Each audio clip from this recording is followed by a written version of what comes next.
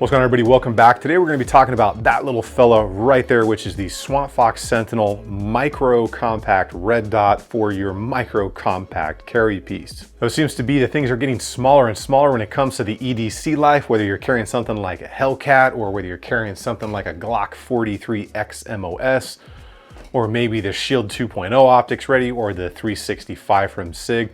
There are just a ton of really nice micro options out there that make carrying every day super easy. The SwampFox does have two versions of this. This is the manual version where it has manual settings for your brightness, and they do have a fully automatic version. So whatever you're looking for in the world of red dots, they've got one that's fully auto and one that is manual, but they both still do have that shake awake. And speaking of looking for things, the sponsor of today's video is Sportsman's Guide, which is of course where men go to shop, whether you're looking for clothing, camping gear, outdoor stuff, military surplus items, pretty much anything you're gonna need to include ammo. Now my favorite are their ammo cans, just because I use them for storage, but you've got to remember the ammo is not included. And a huge thank you to Sportsman's Guide for supporting the channel and sponsoring today's video. I will leave a link in the description so you can check them out. I've been running the Sentinel not only on the Hellcat here, but the 43X MOS as well, both of which are direct slide milled for the RMSc pattern optic, which obviously the Sentinel is. The reason I wanted to run it on both, because I wanted to get a really good feel of kind of how the presentation was going to be, the width of it on the two different slides, and the depth of that cut as well. Let's go ahead and get into this thing so you guys can get a really good idea of the specs, what this looks like, and how it's going to fit if you have either of these two setups. If you guys are interested in anything you see here, you can check out the links I will leave down below, or you can check out the first link in the description, which will take you out to my webpage where all the links for everything I've ever done will be posted. Make sure you guys are subscribed to the channel, turn the bell notification icons on, and if any point during the video you feel I've deserved it, give that video a thumbs up. We're gonna go ahead and get into this micro red dot right now. Let's go ahead and jump into the SwampFox optic right here. We'll take a good walk around this thing so you guys can see it and then talk about those specs on here that you're interested in. So you can see that thing fits very tight to the slide right there. Not much overhang at all, maybe about a 1/16 of an inch. So we're gonna have your adjustments for brightness on the left and right side for up and down. Little SwampFox logo across the top. Of course, your two screws, your elevation, your windage on the side, along with another logo.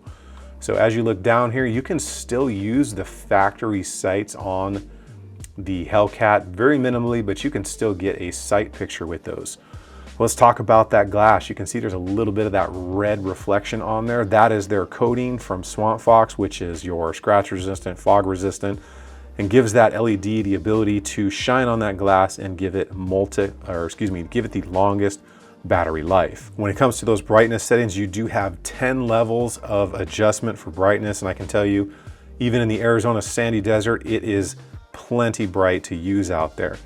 Now, when it comes to adding a little bit of added protection for this, they do have that you can purchase separately what they call iron sides. So it's just a steel shroud, much like some of the SIG optics out there, that you slide the optic in and then you screw this directly to the slide with the optic in it. And it gives you a minimally larger footprint with a lot more protection for your expensive electronic optic. And you do have a sealing plate as well.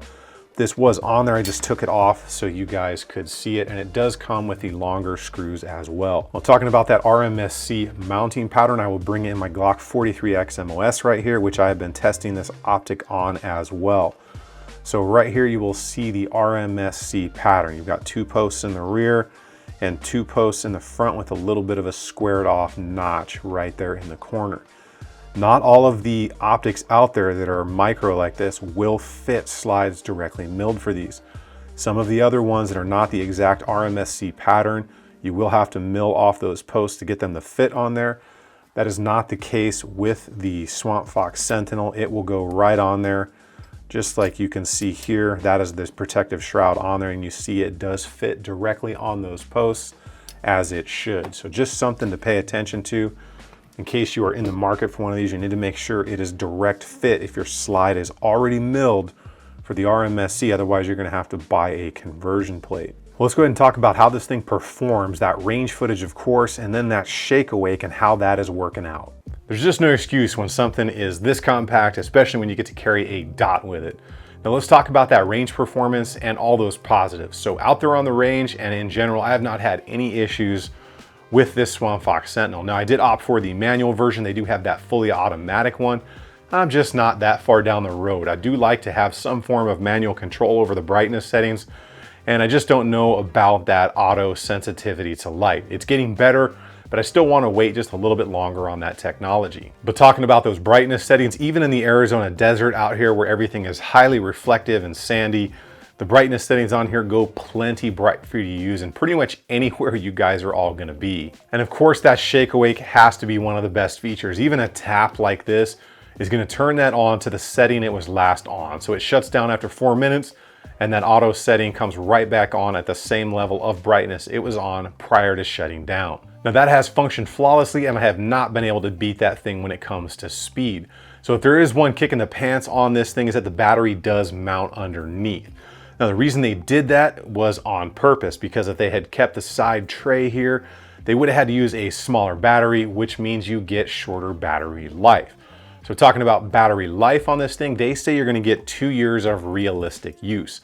So for them, their description, realistic use is pretty much wearing this thing every single day, moving around, except for when you are asleep. Now, 2 years sounds like a pretty good time, especially since I pretty much changed the batteries on every optic I own every single year. But it is definitely nice to know that if I should forget, that this thing will still function for up to 2 years of that pretty much everyday carry use. Well, let's talk about that price point. So right now, this version, the manual version, was coming in right around $230. The fully automatic version, I think, was like $20 more. Then if you want that steel protective shroud, that was like an additional 45 or 50 bucks.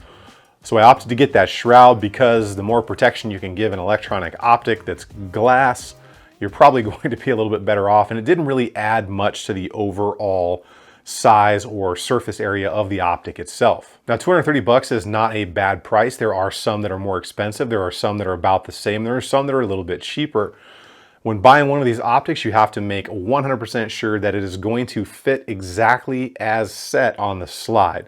Some of the optics that are out right now, you do have to mill the posts off the RMSc pattern to get the optic to fit down on there. That is not the case with the Shield Sentinel.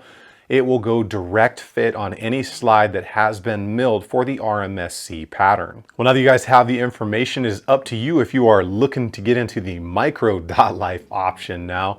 You guys get out there, have some fun, enjoy some range time, at least do some dry practice since ammo is still extremely expensive. And remember to subscribe to the channel, turn the bell notification icons on. Of course, give that video a like. If you're interested in anything you saw here today, you can use any of those links down below. They do help the channel out. Or if you want to be ultra generous, you can check out that Patreon. Either way, you guys get out there, enjoy some life. Remember, if you stay ready, you ain't got to get ready. I will see you guys on the next one.